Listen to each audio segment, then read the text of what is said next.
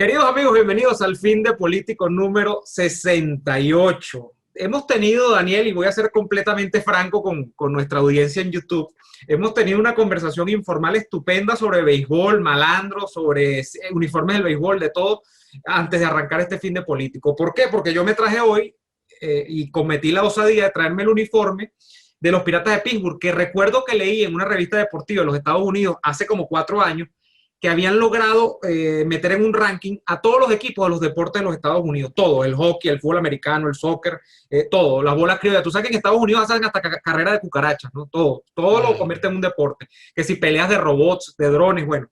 Y en los Piratas de Pittsburgh era el peor equipo de todos los deportes de los Estados Unidos en los últimos 15 años. Creo que era el equipo que más pérdidas había dado, bueno, tenía una fanaticada todavía porque es importante el tema de la ciudad y todo lo demás, pero es un equipo absolutamente perdedor. A mí me gustó este uniforme y por eso lo tengo. Pero es que a veces un mal equipo tiene un buen uniforme. Sí, claro. A veces pasa. Es bueno como marca, pero malo como equipo. Claro. Bueno, y Pittsburgh tiene mucha historia, además es un equipo con historia, porque nada más que nada menos que jugó allí Roberto Clemente, ¿no? Entonces, pero a uno le da cosa, claro, pero no le da cosa a veces con esos equipos. Por eso es que yo me emocioné tanto una vez, cuando estábamos en unos playoffs. Estábamos allá en la serie del Banderín, y recuerdo que estaban Oakland, los Atléticos de Oakland se montaron en 3 juegos adelante por el Banderín. Chicos, ya han perdido los 4 juegos siguientes. A mí me dio una desesperación tan grande. Dije, pero Dios mío, esta gente, ¿por qué pierde? Ganaron 3 en fila y ya estaba comprada la... Eso es lo bello del béisbol. Eso es lo que hizo que yo me convirtiese en fanático de los Medias Rojas de Boston. Y ya vamos al tema. Los Medias Rojas de Boston le lograron ganar en esa oportunidad. Después de 3 que habían perdido, le ganaron 4 seguidos a los Yankees, después ganaron la Serie Mundial. Casi corrida, perdieron 1 solo en la Serie Mundial. Cosas maravillosas, ¿no? Mira, pero lo que pasa es que yo siempre me pongo del lado del desvalido, Neomar. Por eso es que yo soy fanático de los Bravos de Atlanta. Porque a mí me dolió tanto que los Bravos perdieran con los Twins en la Serie Mundial del 91. Todavía no lo supero, de verdad. Pero tú dijiste, ven acá, una cosa que te iba a preguntar. Aquí, para ir al grano, que hicieron ese ranking y descubrieron que los Piratas de Pittsburgh son el peor equipo. Bueno, es que no metieron a la oposición falsaria y prostibularia, porque eso gana. Ese es el peor conjunto, ese es el conjunto, para decirlo como decía uno cuando era carajito, es el conjunto más malo que existe.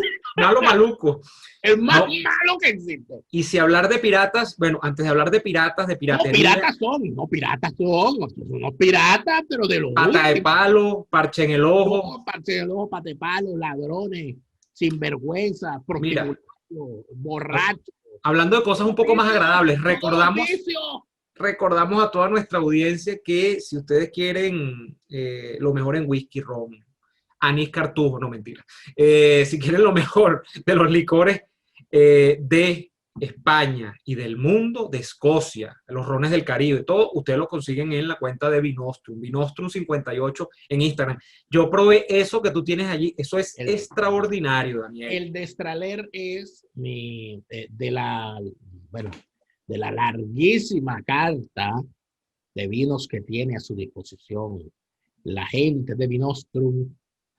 El Destraler se robó mi corazón desde el primer momento. El Destraler Negre tiene una gran bondad.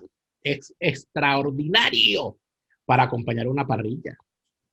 Yo ayer celebré mi cumpleaños con un Destraler Negre para acompañar unos ricos filetes. Y fue una experiencia maravillosa. Si usted quiere probar y conocer la experiencia del Destraler, o de cualquier otro vino, el Destraler tiene un blanco muy bueno también, o de cualquier otro vino, tiene que seguir a la gente de Vinostrum en su Instagram, @Vinostrum58, disponibles para envíos a muchas partes del mundo donde el Virucci no lo permite. Comuníquese con ellos, que no se va a arrepentir. Al pan y al vino Vinostrum. Hablando de piratas, y pasando ya los temas agradables de Vinostrum a temas más oscuros, los piratas, el pirata es como una especie de un bandolero en términos generales que llegaba en épocas pretéritas y daba cuenta de todo lo que conseguía hasta que él le diese la gana. Pues él agarraba, robaba, ultrajaba, saqueaba, hacía lo que le diera la gana. Los piratas en la Venezuela actual todavía existen y no son solamente los políticos. O sea, hay políticos que son piratas, uno tiende a decirle pirata al otro porque es una cosa absolutamente chimba, es una cosa absolutamente que no da ninguna fiabilidad, o sea, que no produce ninguna confianza. Pero el pirata como malandro, como figura histórica del malandro, en Venezuela no se ha acabado. ¿Cuáles son los piratas de nuestro tiempo?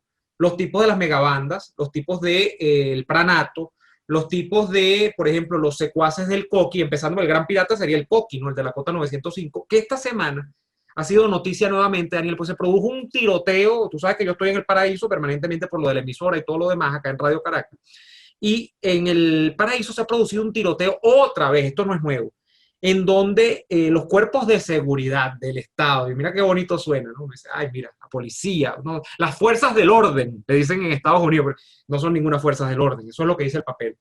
Tuvieron que retirarse, Daniel, y la información que tengo es que, bueno, por cierto, lo de la comandancia de la policía que está en la Cota 905 y que entregaron, eso es mentira, o sea, eso no es, pero serían capaces de hacerlo, o sea, lo que ocurrió allí es que el poder de fuego de estos malandros frente a la policía fue tan grande que la policía tuvo que irse, o sea, fue un tema de poder de fuego, no podían combatirlo, y es lo que entiendo que hizo tomar la decisión de irse más allá de todas las cosas que por debajo cuerda se deben mover entre los intereses de estos malandros y las supuestas fuerzas del orden, ¿no?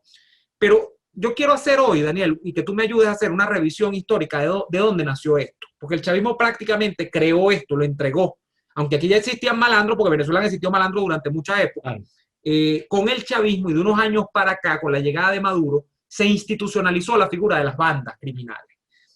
Yo quiero poner como punto de entrada, porque hay gente que no recuerda esto, el año 2014 cuando mataron a Mónica Espierra y lo que eso desató en la opinión pública, porque se supo que en la autopista regional del centro habían sido unos componentes, creo que de esas bandas del sur de Aragua o zonas circunvecinas, la que habían matado a Mónica Espir y al esposo. Dejaron a la niña huérfana, la hija de Mónica Espir, que esa niña debe haber, fíjate, han pasado 6 años de aquello. Eso generó una crisis en la opinión pública que se montó con Rodríguez Torres, aquel famoso operativo de las zonas de paz.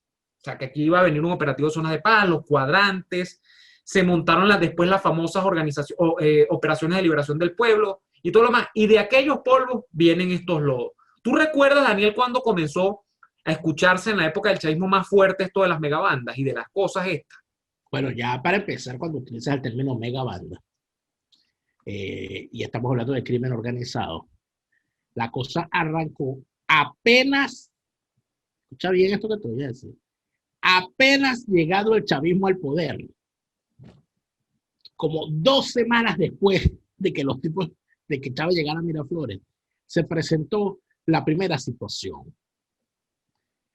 Esa situación fue un asalto a un banco, ejecutada en una operación comando. Y la PTJ, que tenía una larga historia luchando contra este tipo de acciones, cuando vieron la acción dijeron, este fue fulano de tal. Porque era la marca, o sea, el tipo estaba marcado. ¿Qué hacía? Era un personaje Negretti. Yo no recuerdo si era Ojeda Negretti exactamente, pero sí recuerdo que el tipo venía de las guerrillas. El tipo era guerrillero urbano. Y su labor durante la época de la violencia e inclusive después de la pacificación, junto al delincuente de Lubin Petkov, estos tipos se encargaban de asaltar bancos para recolectar plata para las actividades de la izquierda. Eso no es una mentira, eso está documentado.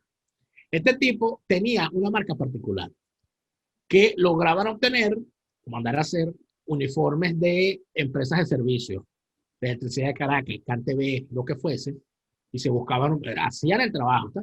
Y trancaban la calle, los que estaban haciendo un trabajo y ponían los conos y la cosa, y estaba el personal con el casco y la cosa, mientras estos estaban adentro saqueando la beca, saqueaban, se iban. Bueno, la cosa perfecta, porque lograban controlar el tránsito y pasar desapercibidos cuando estaban haciendo la acción. Ese era el modus operandi de este señor, que no recuerdo bien si era Ojeda Negretti, pero creo que era él. 2 semanas después de llegar Chávez al poder, y no te estoy exagerando, o sea, eso fue recién llegado Chávez al poder.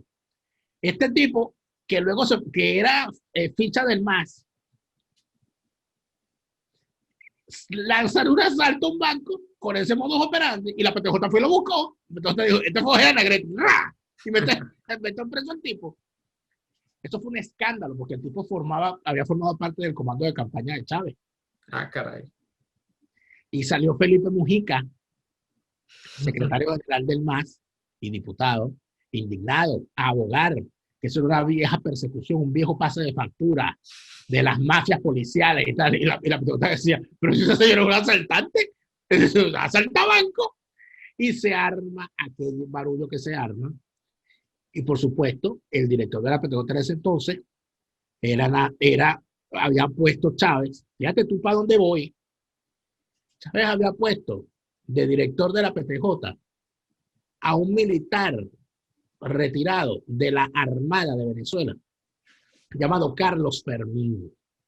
Carlos Fermín era un traidor, no un traidor, un maldito traidor, es la forma exacta de decirlo, que se alzó en el porteñazo como militar e intentó matar a sus propios compañeros. Y esto no lo estoy inventando. Esto me lo contó una de sus víctimas, uno de sus subalternos, a los cuales el tipo le disparó y el tipo lo mandó por el hospital. Y estoy hablando de el almirante, el vicealmirante Rodríguez Citraro, que me contó eso en una entrevista que yo le hice. Rodríguez Citraro llegó a ser director general del DIN, y Rodríguez Citraro me cuenta que ese tipo, siendo su superior a bordo en la embarcación, como él se negó a unirse al movimiento, le disparó. Rodríguez Citraro es una de las víctimas del porteñazo. Afortunadamente sobrevivió. Bueno, ese tipo que va preso y todo aquello, y se saca de la fuerza y todo aquello, él se graduó de abogado, era abogado, se quedó dando clases creo que daba clases en la Santa María, y era una de esas células dormidas del chavismo. Cuando Chávez llega a la presidencia, lo nombra director de la PTJ, nada más y nada menos que director de la PTJ. Entonces todo el mundo se preguntaba, bueno, este señor, ¿por qué lo nombró director de la PTJ? Ese señor no es criminólogo, no está. Todo el mundo cree, y los policías, viejos policías que vivieron el momento, te lo aseguran, que ese señor lo nombraron allí para que borrara los expedientes de todos los delincuentes de la izquierda. Y en efecto, Ojeda Negrete estuvo preso horas, pero cuando te digo horas, es horas, que se armó el escándalo tal y Carlos Fermín lo soltó. Allí fue donde se empieza a hablar del tema del crimen organizado y el tema de una cosa que se llamó, no eran las megabandas, no, era la megabanda. Que era una banda dirigida por un tipo que creo que era familia de también el apellido Ojeda. Y ese tipo era veterano de la guerra ya, porque había sido uno de los involucrados. Su primera acción notable fue en el año 93, cuando tiraron un asalto a un avión de la empresa de valores Transbalcar en el estado de Bolívar. Lanzaron una acción comando, tomaron la torre de control, tomaron el aeropuerto para llevarse la remesa que traía el avión de Transbalcar. Allí el jefe de esa operación era Ojeda y un sujeto llamado, que se conocía como el Capitán Avendaño. Ese Capitán Avendaño, que había sido uno de los sobrevivientes del caso Mamera. Él se le escapó en Mamera, él se le escapó al distinguido Ledesma, que se lo iba a pegar porque era uno de los que lo chalequeaba porque le estaban levantando la mujer. Entonces él se logró escapar, pero los papás lo sacaron porque sabían que lo estaban buscando, y después se convierte en este delincuente. Él, por cierto, ellos lo mandaron presos a todos para El Dorado, y el Capitán Avendaño murió en El Dorado donde el fiebre amarilla. Pero Ojeda se escapó y monta esta megabanda y empiezan los asaltos a blindados. Eso fue la moda. Yo recuerdo eso en los 90, Daniel. Yo estaba pequeño, se robaban muchos camiones blindados. No, hijo, eso no fue en los 90, eso fue con Chávez. El reino de los ladrones de blindados fue con Chávez. Eso arrancó en el 99, 2000. Y eso era de a 2 a la semana. Y todavía el bolívar valía algo, ¿no? Valía la pena robar bolívares, ¿no? Por supuesto, y todavía había, fíjate que ya saben, allá no todavía se están camiones blindados. Sí se ven cosas de transporte de valores, pero me imagino que llevarán... ¿Pero para qué si no hay billete? No, y el billete no, o será que transportan dólares algunos. Pero mira, yo he estado tratando de hacer o de recapitular, porque hay gente que dice, y otra vez ahora, la gente se le olvida. ¿De dónde salió esto el Coqui tiene años impune? De hecho, leyendo un poco, el tema que viene es del año 2014, cuando dieron las zonas de paz, el corredor de la Cota 905 fue uno de los primeros, pero también dieron unas en el estado Zulia, hay una en Falcón, están las del sur de Aragua, No, creo que en Bolívar. no, las de los Valles del Tuy. En los valles Terrible, del Tuy, que yo horrible, conozco horrible. también de casos allí donde unos urbanismos fueron invadidos y se mataron hasta entre familias. Se mataban de a 10, Daniel, se El mataban de a 10. famoso, está el famoso caso de Ciudad Betania. El de Ciudad Betania. Una Ajá. cosa horrible. Entonces, ¿qué fue? Un enfoque donde, por cierto, hoy preso desde el año 2018, Miguel Rodríguez Torres, el tipo tomó una decisión práctica. El tipo dijo, esta gente nos puede ser útil, esta partida de malandros que se han organizado a un nivel que, bueno, que no es despreciable, y nos pueden ser útiles en el sentido de coaligarse con nosotros, servirnos incluso de represión o de contención de la eventual movilización opositora en algún momento. Vamos a cederles espacios del territorio nacional a cambio de que ellos, bueno, intercambien con nosotros este poder de fuego que tienen también. ¿Y qué les pasó? Los tipos se les fueron por la baranda. Los tipos ahora, Daniel, la información que yo tengo es que cualquiera de las policías, y ya vamos a hablar del FAES, cualquiera de las policías, por lo menos que deberían hacer contención frente a estos grupos, por lo menos en Caracas o en el sur de Aragua, no tienen manera, porque el armamento al que ha accedido estos grupos delincuenciales es tan vasto que no hay manera. De hecho, te ratifico que lo último que se supo de la Cota 905 es que el problema es de poder de fuego, no hay manera. Y de hecho, ¿por qué se monta todo el despliegue? De que duró horas, plomo y plomo y plomo. Los tipos lo hicieron supuestamente solamente para dar cuenta de que ellos están allí y de que nadie tiene que equivocarse con ellos, de que ellos todavía existen, de que ellos tienen mucho poder de fuego, de que ellos incluso tenían que mandarle mensajes a grupos eventualmente rivales, de que ellos manejan la zona, esta cosa de malandro, ¿no? Pero fíjate que ese entuerto de la zona de paz y luego se montan las OLP para tratar de medio corregir la cosa y empiezan las violaciones sistemáticas de derechos humanos, o sea, claro, ya existían, Chávez, en el chavismo se ha desaparecido gente desde hace rato y todo lo demás, pero después del año 14, el año 15, incluso en medio de las protestas, de la salida, después, eso fue terrible. Deviene una solución que es crear una policía o un frente, una brigada, que se dedique solamente, bueno, a tareas tácticas, pues como lo era el grupo BAE en algún momento y fueron las FAES. Las FAES aparecen en el año 2017, cuando se disuelve, supuestamente se disuelven las OLP, se monta la FAES.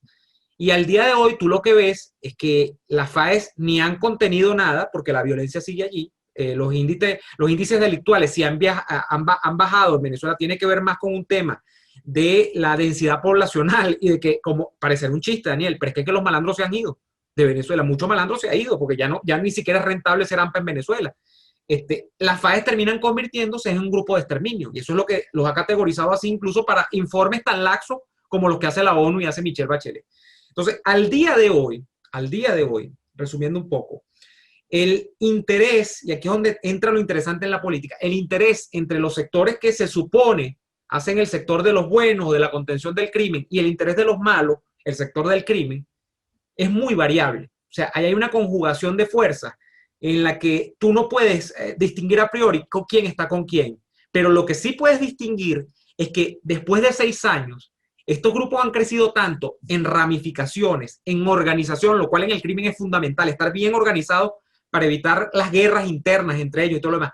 Y sobre todo, lo más importante, tercero y más importante, en poder de fuego, que esto es espeluznante porque ya ni la FAE, que tantas calaveras le pinta a las camioneticas, a las motos, porque ellos supuestamente, con ellos cabalga la muerte, ¿no? O sea, ellos deciden quién vive y quién muere. Ellos no pueden decidir quién vive y quién muere en estos grupos como los del Coqui en la Cota 905, lo cual te revela la magnitud del problema. Pero es que el asunto está en el siguiente, para empezar, si vamos a lo básico, que es las denominaciones, la simbología y las acciones puntuales, ¿a dónde llegamos? Las denominaciones. Hablan de unas FAES y hablan de la OLP.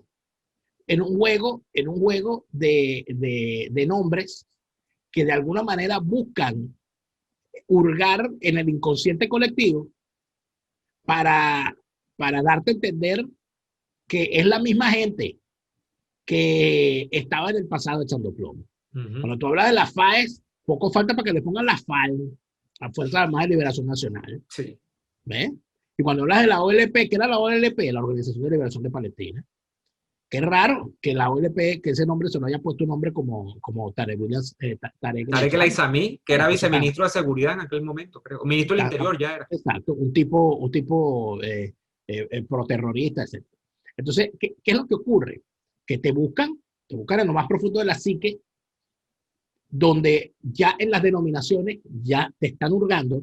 Luego vienen la simbología, el uso de las calaveras, el uso de esas máscaras, el uso de encapuchados. Además de eso, la violación expresa y abierta de normativas internacionales de respeto en materia de los derechos humanos y de acción policial. Te doy un detallazo. Y por experiencia propia y personal. En el año 2009, cuando había recién ganado las elecciones de Carneiro, yo estaba en acción política en Vargas. Y teníamos un gran problema, que era el tema de la acción policial. Y en el caso de la acción policial, había un tema por las quejas normales. Y yo estuve en una interpelación, entre comillas, que se le hizo al director de la policía de aquel tiempo, en el Consejo Legislativo. Y digo entre comillas, porque de los 11 diputados, solamente uno era opositor. O sea, que ahí no había ninguna interpelación. Pero entonces, ocurre algo importante, que lo que se supone que iba, que como ellos se sentían en confianza, porque todos eran chavistas, estaban hablando entre ellos, entonces el señor le preguntaron bueno, si estaban cubiertas las necesidades ahí de la policía, y el señor ha abierto esa lengua, ha hecho rodar esa lengua. Pero dice, bueno, nosotros tenemos aquí problemas porque hay funcionarios policiales, no tenemos un chaleco antibalas por funcionario. O sea que aquí en los chalecos antibalas hay que rotarlo. El chaleco antibalas vencido. Tenemos duplicidad y hasta triplicidad de armamento. Es decir, policías que están trabajando los dos juntos y los dos tienen armamento distinto, lo que quiere decir que a la hora de un enfrentamiento no van a poder intercambiar balas, luego se le acaba la otra, queda una sola pistolita. Armamento obsoleto, fallas en la formación para lo que tiene que ver con uso del armamento, puntería, etcétera. Pero había una cuestión particular, que era el tema de los vehículos utilizados. Ellos usaban unas camionetas negras, camionetas Picó negras, y resulta ser que este policía dice, y nosotros tenemos esas camionetas que fueron compradas por el gobernador anterior, se compraron un poco de camionetas, y esas camionetas violan las normas policiales, porque por norma las policías, que son organismos de seguridad civiles, para la contención de la seguridad ciudadana o para el combate a la delincuencia, no pueden estar pintadas de negro. Eso me lo explicó este señor. ¿Por qué? Porque, bueno, para empezar, ellos no van a, eso no es para una operación clandestina, eso no es para una operación guerrillera, eso es para una operación de contención y de prevención, donde ya el solo hecho de que llegue la patrulla con las cocteleras ya genera una calma en la población. Tiene que visibilizarse, exacto. Exactamente. Entonces, ya por ahí tú te das cuenta, hablando de la simbología. Y en tercer lugar, de lo que te decía, las acciones. Bueno, una acción policial, y te lo digo luego de haber vivido en barrio y luego de haber hecho trabajo político en barrio toda mi vida. Una acción policial que sea repudiada de forma unánime en un barrio es una acción policial que no sirve. Y esto no quiere decir que, bueno, porque que uno va a idealizar el barrio, que en el barrio todo el mundo es bueno. No, porque es que los primeros que quieren que haya seguridad en un barrio son sus habitantes. Que quieren que se rapen a los malandros. Claro, pero cuando te dicen, no llames a la policía, no llames al FAE. Porque es peor, porque dan cuenta de todo lo que consiguen. Aquí matan a todo el mundo. No, yo tengo cientos de relatos. El FAE lo que hizo fue institucionalizar las ejecuciones extrajudiciales y las acciones que ya en cada estado o municipio, cada alcalde o gobernador chavista hacía por su cuenta. El estado de Vargas es un ejemplo de eso. Bueno, los cuentos son terribles, cosas que, bueno, que quedarán para otra ocasión. Pero si algo puede decirse en este momento de toda esta cuestión, es eso que se habló siempre, de que dándole espacio al AMPA, lo que hacen es quitarse de encima el problema de la represión en zonas donde seríamos... ¿Tú te imaginas ¿Tú te imaginas que no existieran estos planes, estos delincuentes al servicio del chavismo en Petare y que el chavismo como está ahorita tenga que contener a la población de Petare que quiera salir a protestar por falta de gas, por falta de agua? Bueno, vas a Petare y se acabó cualquiera que esté allí en Miraflores. Ah, no, pero si tú tienes unos tipos allí que al que sale a protestar a la hora de la no, aquí estamos con Maduro y echamos tiros al aire, todo el mundo se va para su casa.